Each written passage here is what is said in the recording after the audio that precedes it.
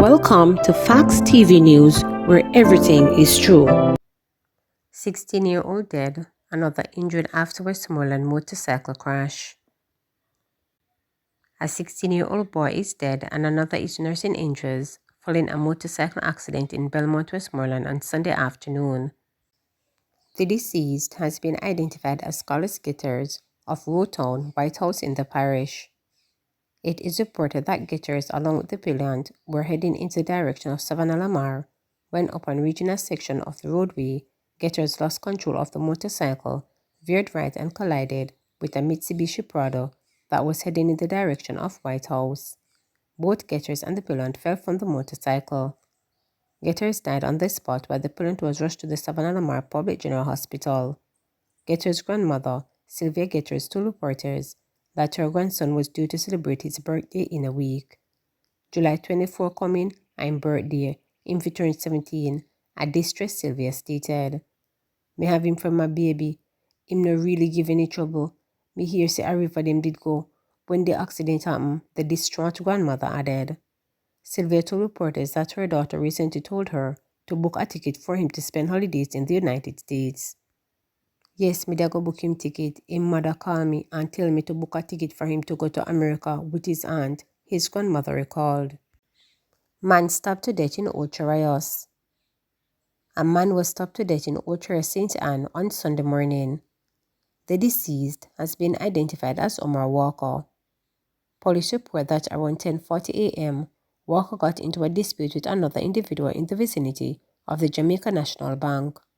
According to lawmen, a knife was brought into play and Walker was stabbed multiple times. His attacker then fled the scene. Police were called to the scene and Walker was taken to hospital where he was pronounced dead. The death follows last evening double murder in the parish when two men were shot and killed. The police are investigating both incidents. No motive had yet been established for the double murder. Chuck says social media mischief threatening democracy. Minister of Justice Delroy Chuck says Jamaica's democracy is under threat due to the emergence of misinformation and mischief on social media. They have bloggers, malicious bloggers who use every possible abuse of the Prime Minister, the ministers, of persons in the society. And why do they do it? Do you know they make money to do so? When they can get a few thousands of persons to tune into them, YouTube pays them. Can you imagine? First of all, do not pass around information unless you can verify it. And moreover, a lot of information that you see circulating has very little merit. Be skeptical about what you hear and what you see on WhatsApp and also on social media. Democracy is a good thing. Democracy is something we must be proud of. It is the clash and competition of ideas and opinions. Nothing is wrong with the conflict of views. Views must contend, and hopefully the best will emerge. But at the end of the day, you, as sensible persons, must assess and really determine which views are correct. St. Catherine Manchard following an operation at his home. A 32-year-old man from St. Catherine has been charged with possession of a prohibited weapon and unauthorized possession of ammunition following an operation at his home on Sunday, July 9. Charge is Ravian Howell, an automotive repairman of Johnson, Spanish Town. Reported that about 5:15 a.m., lawmen were conducting a joint police-military operation in the area when a premises that was occupied by Howell was searched. During the search, one M16 rifle with one magazine containing 5.5 cartridges was found inside the premises. He was arrested and subsequently charged during a question and answer session in the presence of his attorney. He is scheduled to appear before the St. Catherine Parish Court on Friday, July 21. Fare Increase Balancing Act. Jamaicans could know this week when the government intends to implement the long-planned increase in bus and taxi fares. Minister with responsibility for transport Darrell Valls told reporters that a timeline for the increase should be set this week following the first meeting of an interagency steering committee which he has established to look at all aspects of the public transportation sector. Valls said the steering committee came out of a retreat he staged with major players in the public transportation system in Ottawa St. Anne last week. The committee includes representatives of the Public Transportation Association, the Island Traffic Authority, the Jamaica Constabulary Force, the Transport Authority, the National Works Agency, and the Ministry of Local Government and Rural Development.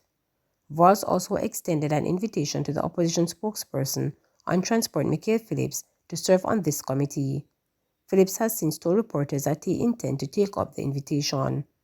It is expected that the steering committee will be integral in the discussion to achieve an appropriate fare structure which will guarantee financial viability for all stakeholders involving as well affordability for the commuting public, stated Valls. I accept that a fare increase was committed in the 2021, of which they only receive a part of the increase, and 2 years have passed. But my aim is to consider an increase in parallel with improvements in the transport system so commuters can see improvement and justify increase, added Valls during an interview with reporters. Fares for public passenger vehicles were last increased by 15% in 2021. Since then, transport operators have been pressing the government for another increase. In one of his last public pronouncements as Minister of Transport, Audley Shaw used his contribution to the 2023-2024 sectoral debate in the House of Representatives in May to announce that the government was committed to the fare hike. We are looking at the potential for fare increases, said Shaw, even as he declared that these fares must be strictly adhered to instead of current system in which some bus and taxi operators are charging more than the official fare. For the better part of the last 2 years, transport operators have been pointing to escalating costs, including the price of fuel, as justification for an increase. Late last month, Hector Newman, president of one of the most vocal groups, the Transport Operators Development Sustainable Services STODS, indicated that they would be asking for a 120% increase in fares before the end of this year. I am very positive. As a matter of fact, let me tell you, last year the Minister Audley Shaw said we will get a fare increase. We did not apply for the fare increase at that time, but now we have applied. And we are assuring you by this present minister that we'll be getting a fare increase, stated Newman. My proposal to the government is for 120%. Now I'm a businessman, therefore, we can sit at the table and look at it. But right now, the true fair travel for the sector is a 120% increase, added Newman, as he urged the commuters to accept that they will have to pay more. If the passengers want better for the sector, if the passengers want a clean sector or a safe sector, then they have to pay the true cost for travel. That's all I can say. You are demanding a certain standard of the sector. This sector is demanding also certain things from the government, and that is a proper fare increase, stated Newman. Please remember to subscribe, like, share, and click the notification bell